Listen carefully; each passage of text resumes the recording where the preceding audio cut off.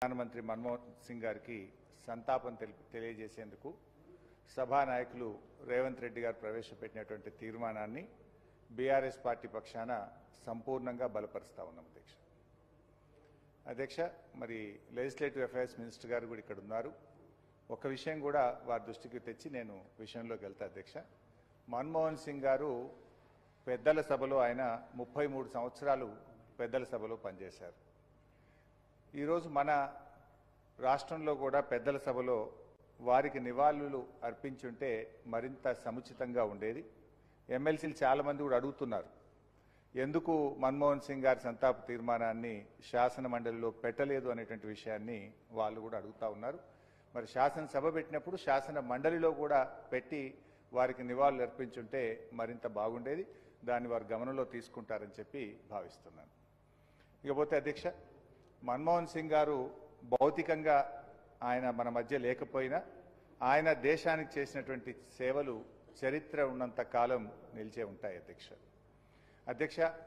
సామాన్య కుటుంబంలో పుట్టి వీధి దీపాల మధ్య లాంతర్లు పెట్టుకొని చదువుకొని స్కాలర్షిప్ల మీద ఆధారపడి చదువుకొని అసామాన్య వ్యక్తిగా ఎదిగినటువంటి అరుదైనటువంటి నాయకులు డాక్టర్ మన్మోహన్ సింగ్ గారు.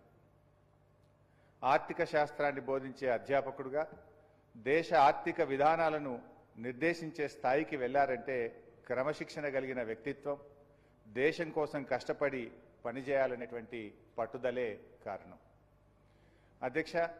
విదేశాల్లో కూడా ఆయనకు ఎన్నో గొప్ప గొప్ప అవకాశాలు వచ్చాయి. ఎన్నో పెద్ద పెద్ద ఉద్యోగాలు విదేశాల్లో వచ్చినప్పటికీ కూడా వాటన్నిటినీ తిరస్కరించి ఈ దేశం నాకు ముఖ్యం అని తన మాతృభూమి కోసం జీవితాన్ని అంకితం చేసినటువంటి మహనీయులు డాక్టర్ మన్మోహన్ సింగ్ గారు. మన్మోహన్ సింగ్ గారు ఎప్పుడు కూడా పదవుల కోసం ఆయన ప్రాకులాడలేదు అధ్యక్ష. పదవులే ఆయన దగ్గరికి వచ్చాయి తప్ప ఆయన పదవుల కోసం ఏ రోజు కూడా ప్రాకులాడింది కానీ ప్రయత్నం చేసిన సందర్భం లేదు. యూనివర్సిటీ గ్రాంట్స్ కమిషన్ చైర్మన్గా, ఆర్బీఐ గవర్నర్గా, ఆర్థిక శాఖ ముఖ్య సలహాదారుడిగా, ప్లానింగ్ కమిషన్ డిప్యూటీ చైర్మన్గా, అటామిక్ ఎనర్జీ స్పేస్ కమిషన్ సభ్యుడిగా, దేశ ఆర్థిక మంత్రిగా, దేశ ప్రధానిగా, రాజకీయాలకు అతీతంగా కూడా ఎన్నో గొప్ప గొప్ప పదవులను అంకిత భావంతో నిర్వహించినటువంటి వ్యక్తి డాక్టర్ మన్మోహన్ సింగ్ గారు. అయితే ఈ రాజకీయాలకు సంబంధం లేనటువంటి మన్మోహన్ సింగ్ గారిని మరి దేశ రాజకీయాలకు పరిచయం చేసినటువంటి వ్యక్తి మన తెలంగాణ ముద్దుబిడ్డ పివి నరసింహారావు గారు. దేశం క్లిష్ట పరిస్థితుల్లో ఉన్నప్పుడు, ఆర్థిక రంగం కుదేలై అప్పులు కూడా పుట్టని పరిస్థితుల్లో ప్రధానిగా బాధ్యతలు చేపట్టినటువంటి పివి నరసింహారావు గారు మన్మోహన్ సింగ్ గారిని తన మంత్రివర్గంలో ఆర్థిక శాఖలో వారిని తీసుకోవడం మనందరికీ తెలుసు. పివి నరసింహారావు గారు ఏ నమ్మకమైతే వారి మీద పెట్టి వారికి అవకాశం కల్పించారో ఆ విశ్వాసాన్ని వమ్ము చేయకుండా దేశ ఆర్థిక రంగానికి తనదైన శైలిలో ఒక దిశను చూపించినటువంటి వ్యక్తి మన్మోహన్ సింగ్ గారు.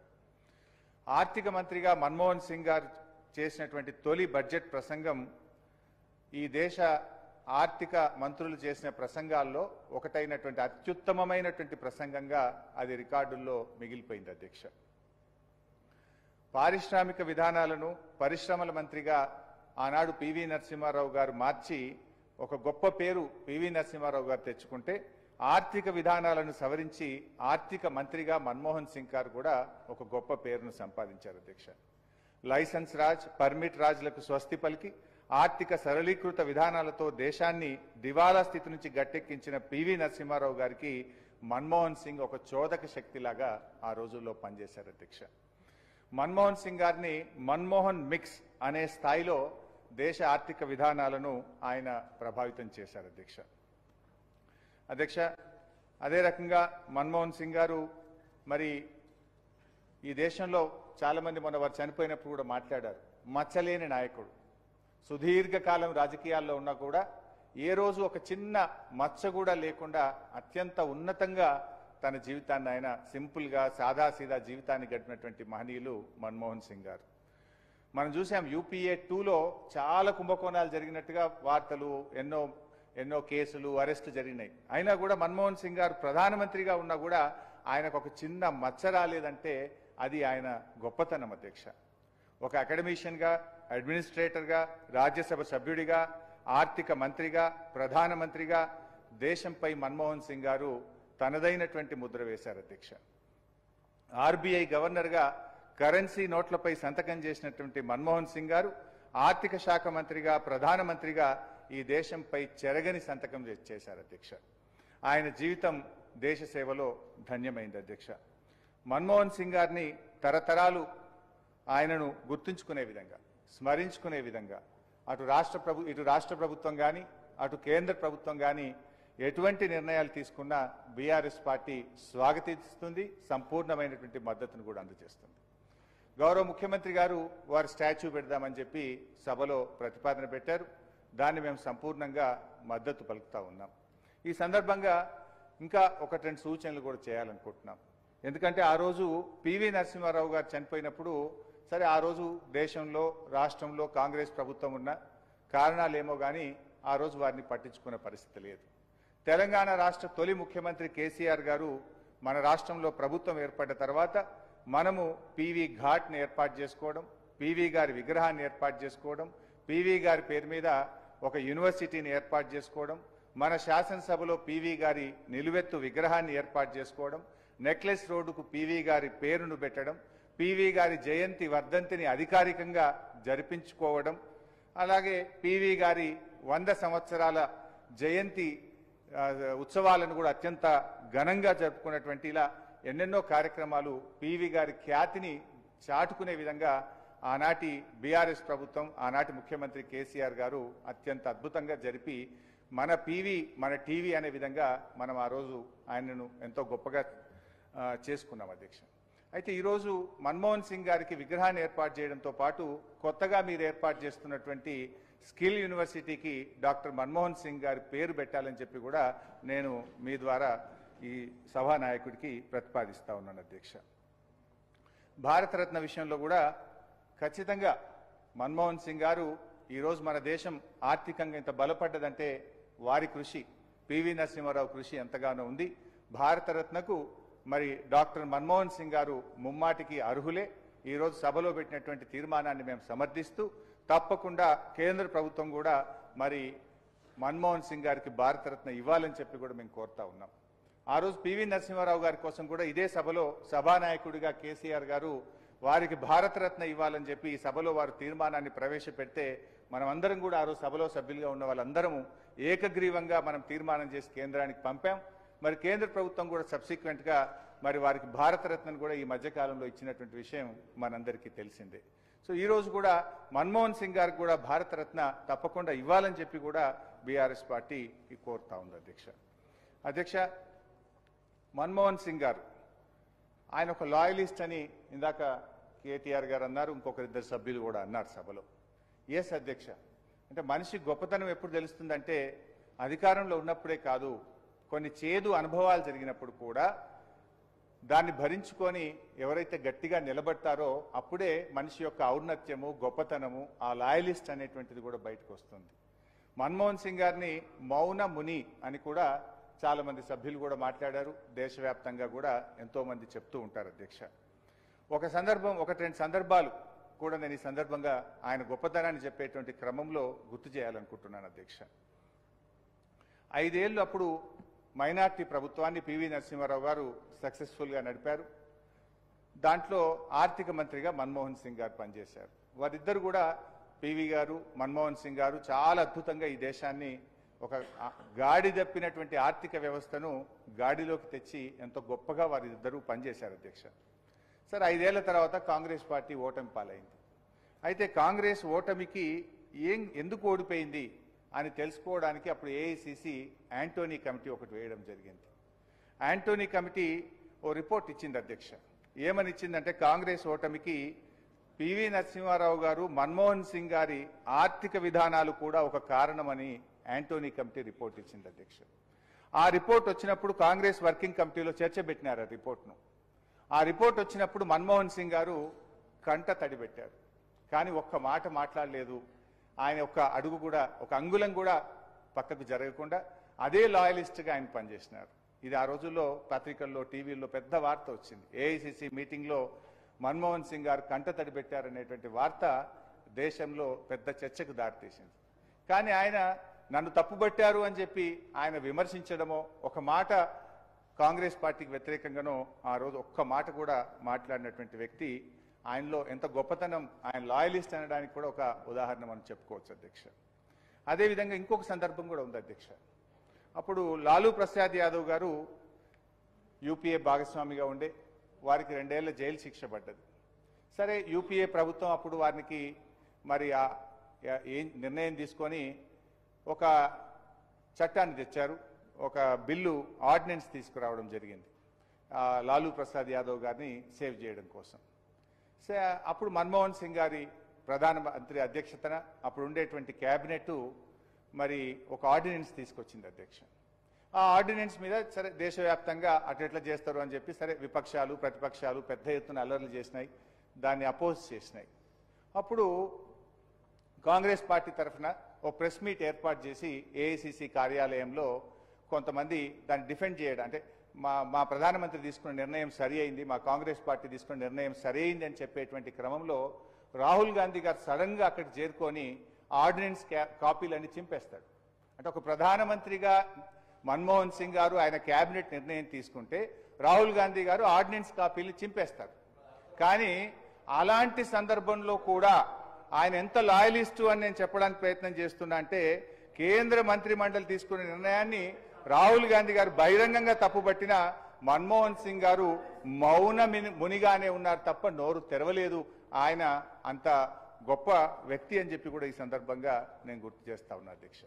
ఇకపోతే అధ్యక్ష, గౌరవనీయులు అంటే ఆయన లాయల్టీ, కాంగ్రెస్ పార్టీ పట్ల ఆయన లాయల్టీ, ఆయన చిత్తశుద్ధిని నేను చెప్పే ప్రయత్నం చేస్తున్నా. ఆయన ఎన్ని ఇబ్బందులు ఎదుర్కొన్నా కూడా ఎప్పుడు ఒక్క అడుగు కూడా పక్కకు జరగని ఆయన వ్యక్తిత్వాన్ని, ఆయన గొప్పదనాన్ని ఈ సభ ద్వారా చెప్పేటువంటి ప్రయత్నం చేస్తున్నాం అధ్యక్ష. అంటే మన్మోహన్ సింగ్ని పొడవడం మీకు ఇష్టం లేదా? ఆయన పొగుడుతున్నా మన్మోహన్ సింగ్ యొక్క గొప్పతనాన్ని, వ్యక్తిత్వాన్ని చెప్పే ప్రయత్నం చేస్తున్నాం అధ్యక్ష.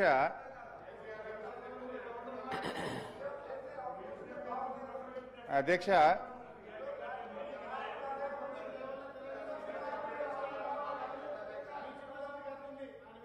సభను కొంచెం ఆర్డర్లు పెట్టండి అధ్యక్ష. అధ్యక్ష, తెలంగాణ రాష్ట్ర ఏర్పాటులో కూడా తప్పకుండా ప్రధానమంత్రి గారి పాత్ర ఉంది. ఎవరు ఎవరన్నా కాదన్నా మన్మోహన్ సింగ్ గారు ప్రధానమంత్రిగా ఉన్నప్పుడే భారత పార్లమెంట్లో తెలంగాణ బిల్లు పాస్ అయింది. ఇది చరిత్రలో దాస్తే దాగే సత్యం కాదు. We have to agree that. But ఒక గౌరవ సభ్యులందరూ కూడా చాలా మంది మాట్లాడారు తెలంగాణ రాష్ట్ర ఏర్పాటు విషయంలో మన్మోహన్ సింగ్ గారి పాత్ర గురించి, కాంగ్రెస్ పార్టీ పాత్ర గురించి కూడా సభ్యులందరూ కూడా చెప్పారు.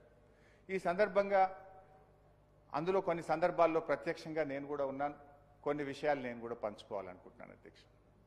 2004లో కాంగ్రెస్ పార్టీ అప్పటి మా టీఆర్ఎస్ పార్టీతో పొత్తు పెట్టుకోవడం, తెలంగాణ రాష్ట్రాన్ని ఏర్పాటు చేస్తామని చెప్పి స్వయంగా యూపీఏ అధ్యక్షురాలు సోనియా గాంధీ గారు కరీంనగర్లో ప్రకటన చేశారు.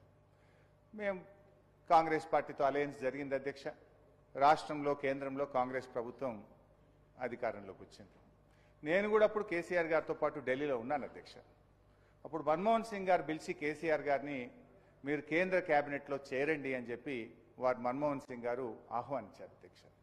అప్పుడు కేసీఆర్ గారు ఒక మాట అన్నారు, నేను మంత్రి పదవుల కోసం ఢిల్లీకి రాలేదు, తెలంగాణ రాష్ట్ర ఏర్పాటు కోసం మాత్రమే ఢిల్లీకి వచ్చాము అని చెప్పినప్పుడు ఆ యూపీఏ మీటింగ్లో సోనియా గాంధీ గారు, మన్మోహన్ సింగ్ గారు మేము తెలంగాణ తప్పకుండా ఏర్పాటు చేస్తాము, మీరు చేరండి, రాష్ట్రంలో చేరండి, కేంద్రంలో చేరండి అని చెప్పి వారు ఆ రోజు ఆహ్వానించడం జరిగింది. కేసీఆర్ గారు ఇంటికి వచ్చి ఆలోచించి చెప్తానని చెప్పి ప్రొఫెసర్ జయశంకర్ గారు, విద్యాసాగర్ రావు గారు అనేక మంది మేధావులతో చర్చించి తిరిగి మళ్ళీ వెళ్ళి ప్రతిపాదన పెట్టారు. వారంత పెద్ద మనుషులు మనల్ని ఆహ్వానించినప్పుడు మరి చేరకపోవడం కరెక్ట్ కాదేమో, కానీ మనం వచ్చినటువంటి ఎజెండా తెలంగాణ కదా, యూపీఏ కామన్ మినిమం ప్రోగ్రాంలో తెలంగాణ అంశాన్ని చేర్చండి, తెలంగాణ రాష్ట్ర ప్రక్రియను మేము చేస్తామని మీరు యూపీఏ కామన్ మినిమం ప్రోగ్రాంలో పెడితే మేము తప్పకుండా కేబినెట్లో చేర్తామని చెప్పి ఆ రోజు కేసీఆర్ గారు చెప్పడం, డాక్టర్ మన్మోహన్ సింగ్ గారు ఆ రోజు అంగీకరించినటువంటి విషయాన్ని నేను గుర్తు చేస్తా ఉన్నాను అధ్యక్ష. సో అట్లా కేంద్రంలో ప్రభుత్వంలో కేసీఆర్ గారు చేరారు అధ్యక్ష. ఆ రోజు 22 మే 2004 కేసీఆర్ గారు కేంద్ర కేబినెట్లో ప్రమాణ స్వీకారం చేశారు. సాయంత్రానికి పోర్ట్ఫోలియోలు ఇచ్చారు, షిప్పింగ్ పోర్ట్ఫోలియో ఇస్తూ గెజిట్ వచ్చింది అధ్యక్ష.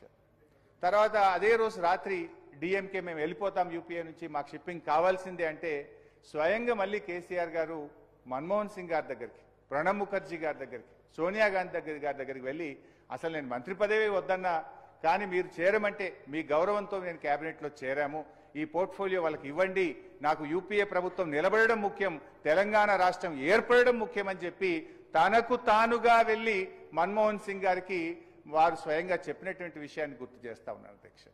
ఆ రోజు మన్మోహన్ సింగ్ గారు కూడా బాగా అప్రిషియేట్ చేశారు. శాఖల కోసం పట్టుబడే రోజుల్లో నువ్వు శాఖే నాకు అవసరం లేదని ఇంత గొప్పగా చెప్పారని చెప్పి మన్మోహన్ సింగ్ గారు ఆ రోజు కేసీఆర్ గారిని బాగా అప్రిషియేట్ చేశారు అధ్యక్ష. ఇక్కడ ఒక విషయం కూడా గుర్తు చేస్తున్న అధ్యక్ష, అంటే తన శాఖను 3 రోజుల్లోనే 22 మే 2004లో షిప్పింగ్ పోర్ట్ఫోలియో వస్తే 25 మే 2004 నాడు శాఖను తిరిగి ఇచ్చి 6 నెలల పాటు అధ్యక్ష, అంటే 27 నవంబర్ 2004 వరకు శాఖ లేని మంత్రిగా డాక్టర్ మన్మోహన్ సింగ్ గారి కేబినెట్ లో కేసీఆర్ గారు పనిచేశారు అధ్యక్ష. అధ్యక్ష ఒక రకంగా ఏ శాఖ లేకపోవడం కూడా కేసీఆర్ గారు తెలంగాణ కోసం తన సమయాన్ని. అధ్యక్ష కేసీఆర్ గారు అంటే గౌరవం కాదంటలేము, సభకు నాయకుడు. నేను ఇప్పుడు మనం మాట్లాడుతుంది మన్మోహన్ సింగ్ గారి గురించి. సభలో పోర్ట్ఫోలియో లేదా లేకపోతే ఇంకేం జరుగుతుంది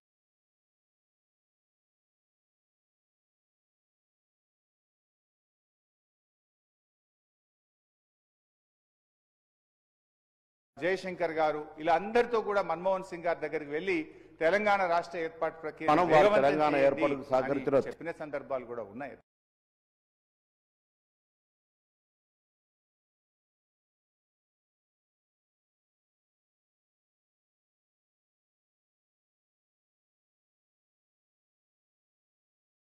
తొందరగా మాట్లాడి ఎందుకు అందరూ మాట్లాడాలనుకున్నాం.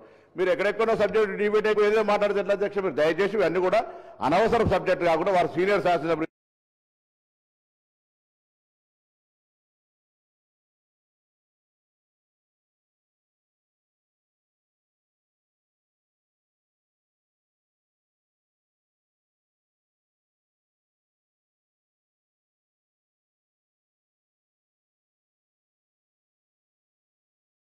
గౌరవ హరీష్ రావు గారు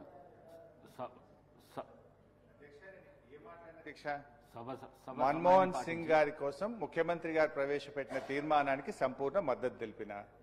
విగ్రహాన్ని పెడుతున్నారు, సంతోషం, యూనివర్సిటీకి కూడా పేరు పెట్టండి అని సూచన ఇచ్చాము. అంతేకాదు మన్మోహన్ సింగ్ గారికి భారతరత్న ఇచ్చి తీరాల్సిందే, దానికోసం మీరు పెట్టిన తీర్మానానికి సంపూర్ణమైన మద్దతు తెలియజేస్తున్నా అని చెప్పాను. అదే క్రమంలో మన్మోహన్ సింగ్ గారికి తెలంగాణ రాష్ట్ర ఏర్పాటుకు మధ్య ఉన్నటువంటి అనుబంధాన్ని గుర్తు చేసుకునే ప్రయత్నం చేస్తున్నాను. నిజానికి డాక్టర్ మన్మోహన్ సింగ్ గారితో పాటు ఒక అధికారిక సభలో కూడా పాల్గొనే అదృష్టం కూడా నాకు దొరికింది. ఆ రోజు రాష్ట్రంలో రాజశేఖర రెడ్డి గారి క్యాబినెట్లో నేను మంత్రిగా ఉన్నాను. డాక్టర్ మన్మోహన్ సింగ్ గారు సభలో, గీతారెడ్డి గారు లేరు, గీతారెడ్డి గారు, దామోదర్ రాజనరసింహ గారు, మేమందరం కూడా మెదక్లో ఎస్సీ ఎస్టీలకు పట్టాలు పంచేటువంటి కార్యక్రమంలో మన్మోహన్ సింగ్ గారితో పాటు ఆ రోజు ఒక మంత్రిగా నేను వేదిక మీద పాల్పంచుకునే అదృష్టం కూడా నాకు దొరికింది. సో అట్లా డెఫినెట్గా వారితో ఉన్నటువంటి జ్ఞాపకాలు, వారితో ఉన్నటువంటి అనుబంధము, వారితో ఈ రాష్ట్రానికి మా పార్టీకి ఉండేటువంటి అనుబంధాన్ని చెప్పడం ఎట్లా తప్పవుతుంది అధ్యక్ష? మంచినే గుర్తు చేసే ప్రయత్నం చేసుకుంటున్నాం. వారికి ఆత్మశాంతి చేకూరాలి, వారికి ఇంకా మంచి గౌరవం దక్కాలి, చరిత్ర ఉన్నంత కాలం వారి పేరు నిలబడాలన్నదే మా ఆకాంక్ష అధ్యక్ష. అయితే అధ్యక్ష ఆ రకంగా కేసీఆర్ గారు మరి ఆ పోర్ట్ఫోలియో వదులుకుంటే ఆ రోజు ప్రణబ్ ముఖర్జీ గారు తన ఆత్మకథ కూడా రాశారు. ది కోయలిషన్ ఇయర్స్ అని 10 సంవత్సరాల యూపీఏ పాలన మీద ప్రణబ్ ముఖర్జీ గారు ఒక బుక్ రాశారు అధ్యక్ష. తన బుక్లో కూడా ప్రస్తావించారు, మన్మోహన్ సింగ్ గారి క్యాబినెట్లో కేసీఆర్ గారు 10 సంవత్సరాల పాటు 6 నెలల పాటు శాఖ లేని మంత్రిగా ఉండడం అనేటువంటిది ఆ పుస్తకంలో కూడా ప్రణబ్ ముఖర్జీ గారు కూడా గుర్తు చేశారు అధ్యక్ష.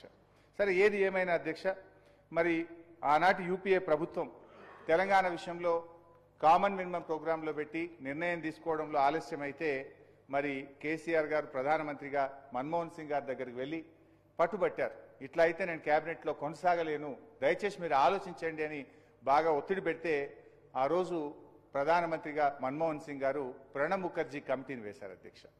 ప్రణబ్ ముఖర్జీ కమిటీని వేసి దేశంలో అన్ని రాజకీయ పార్టీలను ఒప్పించడానికి మీరు ప్రయత్నం చేయండి అని చెప్పి ప్రణబ్ ముఖర్జీ గారి మీద ఆ బాధ్యత పెట్టారు.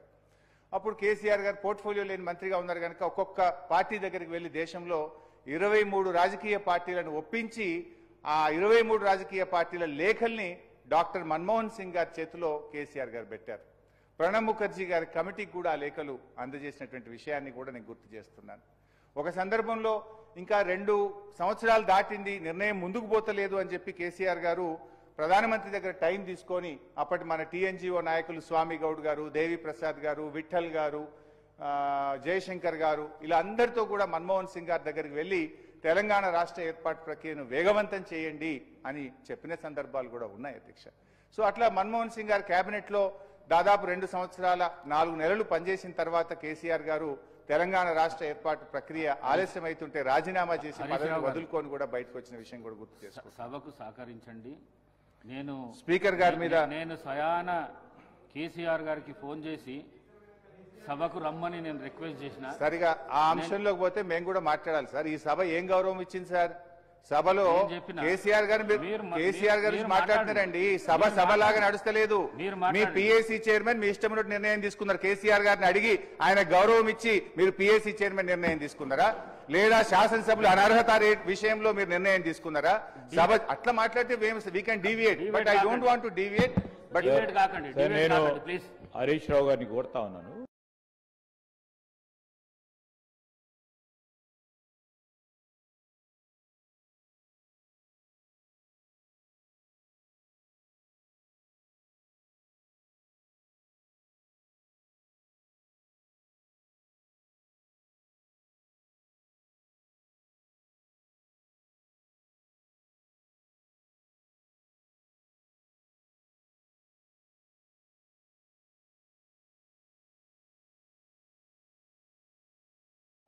పివి నరసింహారావు గారి ఖ్యాతి కూడా మరింత పెంచే విధంగా కేటీఆర్ గారు ప్రతిపాదించిన విధంగా ఈ తీర్మానంలో కేంద్ర ప్రభుత్వాన్ని ఢిల్లీలో కూడా పివి ఘాట్ ఏర్పాటు చేసే విధంగా ఈ తీర్మానంలో దాన్ని కూడా జతపరిచి కేంద్ర ప్రభుత్వాన్ని కోరాలని చెప్పి కోరుతూ మా డాక్టర్ మన్మోహన్ సింగ్ గారి ఆత్మశాంతి చేకూరాలని వారి కుటుంబ సభ్యులందరికీ బీఆర్ఎస్ పార్టీ తరఫున ప్రగాఢమైనటువంటి సానుభూతిని తెలియజేస్తూ ఈ అవకాశం ఇచ్చినందుకు ధన్యవాదాలు. గౌరవ